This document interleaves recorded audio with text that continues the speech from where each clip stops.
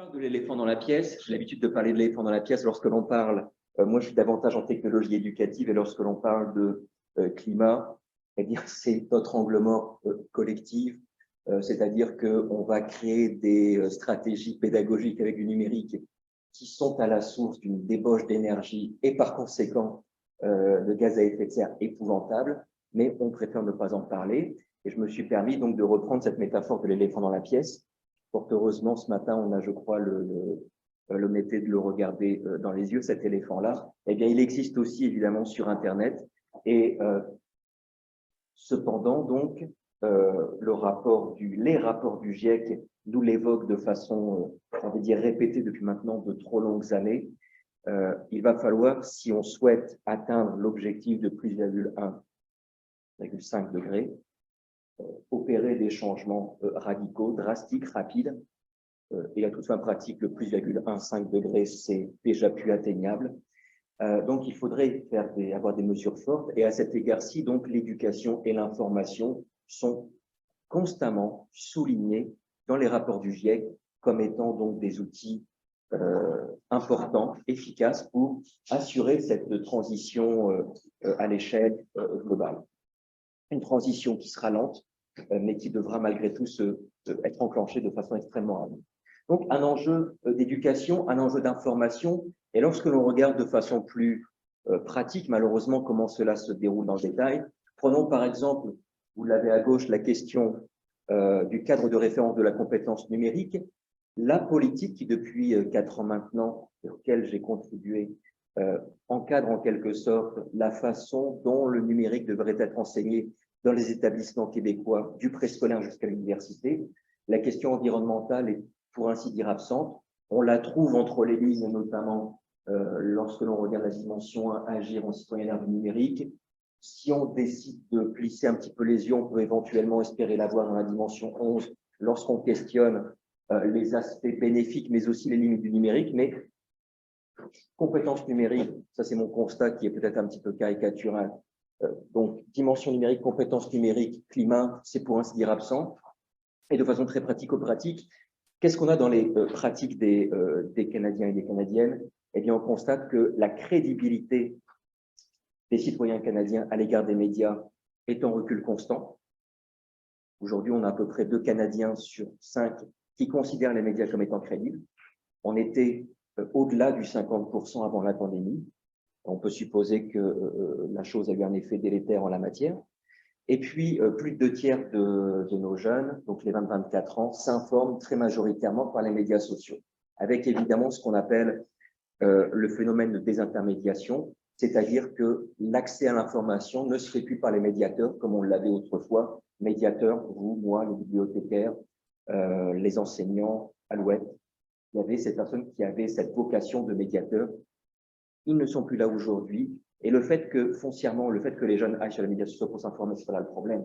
C'est le fait que, justement, il y ait plus ce travail de médiation informationnelle qui se fait entre les deux. Et donc, je vous mets notamment un exemple, si ça vous intéresse, Frankie Uncle, c'est un chercheur, excusez-moi, australien, je crois, qui a développé cela. Il y a aussi une application qui maintenant a été traduite en français pour justement démystifier les stratégies rhétoriques qui sont mobilisées par les climato-dénialistes. Et je vous invite aussi, si ce n'est pas déjà le cas, à utiliser l'expression de climato-dénialiste plutôt que climato-sceptique. Ce n'est pas une question de scepticisme, voilà, c'est une question de déni de la réalité scientifique. Qui donc permet d'enseigner en quelque sorte cette application, ces stratégies, donc, pour essayer de comprendre, décortiquer les arguments souvent médiocres, et qui sont des effets de toge qui permettent finalement d'enfirouaper les jeunes et moins jeunes, donc qui trouvent des informations sur Internet considérant le climat. Et je vous invite par ailleurs à regarder, vous m'excusez, j'ai une très mauvaise mémoire, Chaval Arias, qui est un chercheur français qui a publié ces dernières semaines, ces derniers mois, une très très grande analyse de la façon dont les débats sur Twitter sont structurés relativement au changement climatique. C'est évidemment très polarisé. Ce qu'il faut savoir essentiellement, ce qu'il faut retenir sur moi, c'est que 1/3 des messages sur Twitter portant sur les changements climatiques sont des propos climato-dénialistes. Donc, on ne peut pas se faire, là je parle dans l'espace Twitter francophone, avec la capacité de traction de certains médias états-uniens, on peut supposer que le débalancement, ou plutôt le balancement est encore plus fort en faveur malheureusement du climato-dénialisme. Tout ça pour vous dire que si je devais encore vous convaincre, il y a un effort collectif à opérer concernant la formation à la désinformation pour nos jeunes et moins jeunes, incluant donc à l'université. C'est la raison pour laquelle, il y a une image subliminale d'ailleurs dans ce projet, ça c'est mon petit pays où je réside depuis maintenant 2 ans. On a souhaité donc mener ce projet pour exposer comment la pensée critique et les compétences informationnelles de nos jeunes à l'université peuvent influencer la façon dont ils perçoivent la question climatique sur les médias sociaux. On n'est pas dans une discussion conceptuelle, je vais malgré tout aller très rapidement sur les 2 concepts que mobilise particulièrement, qui sont davantage, à tout le moins pour la question de compétences informationnelles, davantage une notion qui nous vient des sciences de l'information et de la communication. Qu'est-ce qu'on entend par là? Excusez-moi, bien, c'est essentiellement la capacité à mobiliser correctement de l'information. C'est un concept qui date des années 70 et qui a passablement évolué au cours des dernières années. Il y a encore une vingtaine d'années, on mobilisait beaucoup ce modèle développé par les bibliothécaires états-uniens et qui a aussi beaucoup percolé dans les bibliothèques québécoises. La Crépuc diffuse, en fait, dans les archives de la Crépuc que l'on peut encore trouver sur Internet, on retrouve encore une version francisée de ce modèle qui est extrêmement linéaire. En d'autres termes, pour aller chercher de l'information, on va du point A au point B. Le point A, c'est j'ai un besoin d'information. Le point B, je communique l'information ou je l'utilise. On est aujourd'hui vers des modèles qui sont beaucoup plus heuristiques, beaucoup plus complexes et qui justement teintent les nouvelles modélisations, y compris pour les associations professionnelles bibliothécaires qui perçoivent justement la personne qui est en contact avec l'information, non pas exclusivement comme un consommateur, mais aussi un producteur, un remixeur. Je n'ai pas trouvé de bonne formulation en français pour cela. Bref, des producteurs, donc des créateurs, des partageurs, des ce que vous voulez, et avec donc un angle très important accordé à la pensée critique. Deuxième concept donc, que je vous propose de mobiliser dans cette présentation, la pensée critique. Je me suis permis de vous partager une espèce de création un peu syncrétique de mon cru, et qui est dans le fond une espèce de synthèse des travaux préexistants en la matière.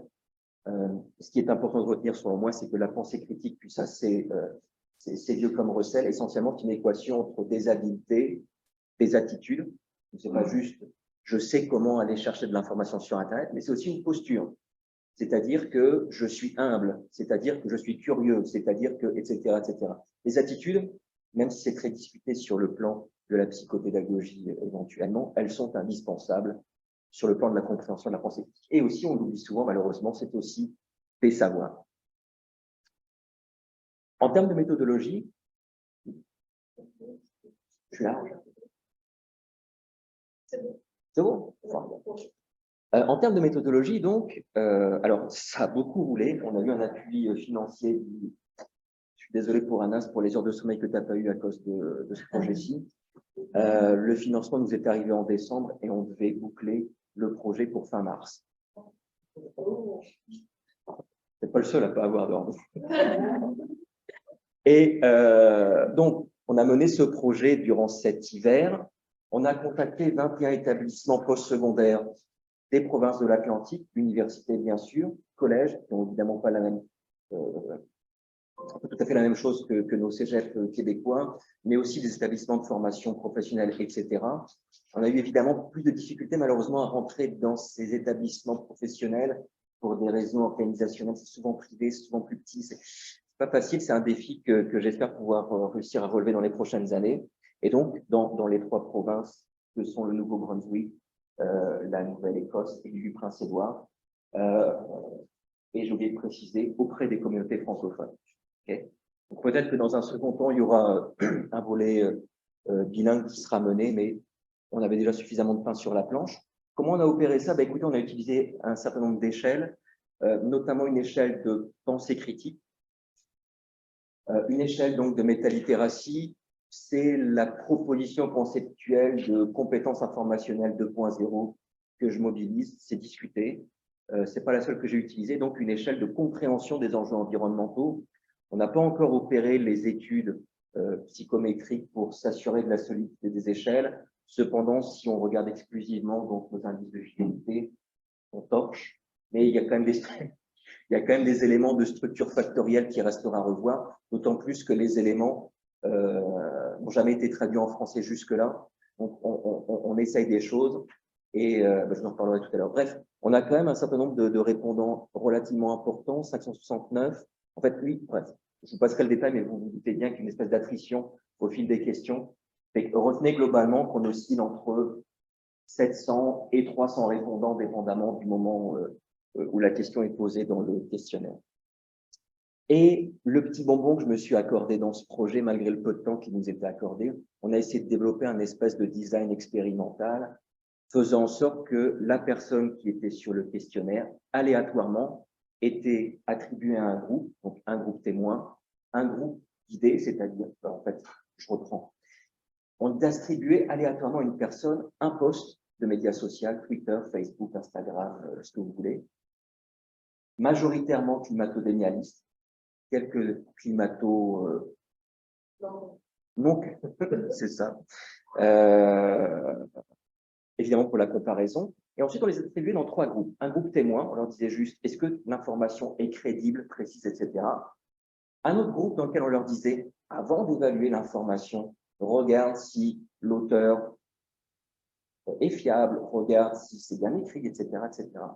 Et finalement, un troisième groupe qu'on a appelé guidage avancé, dans lequel on leur demandait, lorsque tu évalues de l'information, dans quelle mesure, selon toi, c'est important de regarder des éléments tels que l'écriture, etc., etc. J'insiste un peu là-dessus, là c'est mon effet de toge à moi, on va y revenir tout à l'heure, et l'effet identifié n'est pas celui qu'on supposait. Quelques éléments démographiques, donc clairement je ne suis plus dans les jeunes, si je retournais à l'université, je serais clairement dans le petit 5%, 9% qui a plus de 30 ans. C'est dur. Résultat, on arrive dans le cœur du sujet. Bon, si on s'arrête à la question climatique, bonne nouvelle entre guillemets, les jeunes sont très intéressés et relativement préoccupés. En revanche, faut quand même souligner qu'il y a quand même 17% de personnes qui s'en foutent, particulièrement dans une région où faut quand même avoir conscience. On a vu justement les tempêtes qu'il y a eu il y a un peu moins d'1 an maintenant. Les maritimes vont être ravagées par les changements climatiques. Donc, ce 17% de pas de préoccupation, voire pas de préoccupation du tout, il y a encore du travail à mener. Globalement, il y a une compréhension des changements climatiques en cours qui est réelle. Là où je pense qu'il y a encore du chemin à faire, c'est l'objet de la diapo suivante, la question de l'anthropisme des changements climatiques, là par contre, il y a encore du travail à mener. C'est-à-dire que les jeunes globalement, vous m'excuserez pour l'essentialisation, je vais le dire beaucoup là, mais vous aurez compris que je parle des jeunes. Donc, globalement, ils croient qu'il y a des changements climatiques en cours. Par contre, le fait que ces changements climatiques soient dus à l'activité humaine, pour une partie d'entre eux, il y a encore un chemin à mener. Rapport aux fausses nouvelles, ça par contre, ça ne les empêche pas de dormir. Autant la question climatique, il y a de l'intérêt, il y a de la préoccupation. Fausses nouvelles, bon, c'est moyen. C'est-à-dire que ça les préoccupe relativement peu, ça les intéresse relativement peu. Je caricature, mais ce n'est pas aussi net que pour la question climatique. Je fais un tout petit détour concernant leur pratique informationnelle parce que ça me semble important. Dans le fond, en très grande majorité, puis là vous ne serez pas surpris, la consommation de presse, vous m'excuserez pour le terme, voilà, la consommation de presse nationale et de presse locale est très faible. Par contre, effectivement, on va beaucoup s'informer avec le numérique. Je passe avec ça. Alors, quand on regarde les pratiques informationnelles, on peut se péter les bretelles. Nous, en tant que chercheurs, profs, etc., ils nous jugent crédibles. Par contre, c'est très intéressant de voir comment certaines professions sont beaucoup moins jugées crédibles. Regardez notamment la presse généraliste est considérée, mais qui considère comme étant très crédible pour parler de questions climatiques, moyens, et aussi beaucoup qui n'ont plus confiance en la presse généraliste pour parler de questions de climat et d'environnement. Ça, c'est tout à fait notable. le fait de s'informer sur les médias sociaux n'a pas forcément d'impact sur la croyance, en revanche, de la question des changements climatiques actuels. Par contre, le fait de se sentir compétent en matière de compétences informationnelles, eh bien, ça va avoir une incidence sur le fait qu'on lit le journal. Le fait d'avoir le sentiment d'avoir une bonne pensée critique invite par ailleurs à lire régulièrement la presse. Et ensuite, lorsque l'on regarde de façon plus pratico-pratique les incidences que cela a en bout de ligne, eh bien, on constate que finalement, les personnes qui croient, les personnes qui ont certaines connaissances relatives au climat lisent la presse régulièrement. Les personnes qui croient en l'existence du changement climatique lisent la presse régulièrement. Lorsque je dis régulièrement, c'est au moins une fois par semaine. Lorsque on demande si les personnes croient en l'existence, au caractère humain anthropique des changements climatiques, ils lisent la presse au moins une fois par semaine. Idem pour l'intention d'agir. Donc, avoir des pratiques informationnelles, selon moi, est extrêmement lié avec la conscience de notre place finalement dans cette société et dans ce monde. Typiquement, on voit que des personnes qui, je vais essayer d'accélérer beaucoup, on voit ici notamment que les personnes qui croient au fait que les provinces maritimes seront effectivement touchées par les changements climatiques, ce sont des personnes qui lisent davantage la presse. Idem, lorsque l'on demande si le réchauffement actuel est principalement dû aux activités humaines, là aussi on voit des différences significatives sur le fait que l'on consomme de l'information régulièrement ou pas. Alors, face à la désinformation, qu'est-ce que ça donne? Je ne pouvais pas m'empêcher de mettre notre monsieur orange préféré. Qu'est-ce que l'on voit concrètement? On a à peu près le diagramme à chaque fois. Hein. Donc, c'est à la suite excusez-moi, de l'expérience que je vous présentais tout à l'heure. On leur présente des posts de médias sociaux. Qu'est-ce que l'on voit ici? C'est quoi ces trois points? Ici, c'est le groupe contrôle. Ici, c'est le groupe guidé. Et ici, c'est le groupe, excusez-moi, c'est le groupe guidage avancé. C'est-à-dire ceux à qui on a dit, est-ce que ce serait bien, selon vous, de penser à tel ou tel élément? Au milieu, c'est des personnes à qui on a dit, fais attention à ça. La petite ligne verte, c'est ceux à qui on ne présentait pas de désinformation, des postes plutôt sérieux. Et en vert foncé, ceux qui voyaient de la désinformation.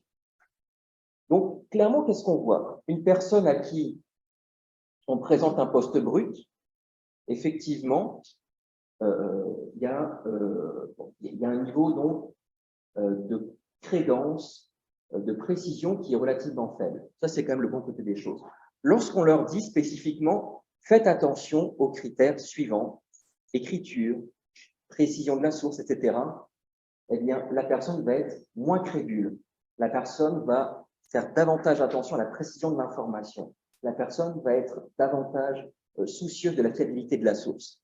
Et paradoxalement, et ça, écoutez, on n'a pas d'éléments, on n'a pas de statistiques significatives en la matière et on est sur des tailles de l'effet relativement marginales. Et en même temps, on a cette courbe que l'on retrouve à peu près partout. Donc, évidemment, il faudra reproduire cette étude à plus longue échelle. Je vous disais que ça me surprend un petit peu, mais c'est d'une certaine façon, j'ai envie de dire, c'est un peu comme si les étudiants à qui on posait cette question répondaient si on leur présentait ça un petit peu comme étant des consignes très scolaires. Faites attention à ça, auquel cas je vais y faire attention, et là particulièrement mon niveau de crédence, mon niveau de fiabilité, etc., ça va baisser. Mais si on leur donne des consignes qui font appel à un jugement critique, etc., eh bien finalement ça se perd et on revient quasiment au niveau initial. Ça pose évidemment des questions sur l'intervention auprès des GAFAM, mais aussi pour nous en tant que pédagogues. Je conclue, j'ai peut-être une minute. Ouais. Donc c'est un projet qu'on a mené vraiment dans l'urgence, comme je vous le disais, un petit peu de la façon dont je pars en ce moment. En revanche, on a reçu un financement pour mener l'an prochain un projet avec l'agence Science Presse, faisant en sorte qu'on va développer une formation ad hoc pour le post-secondaire.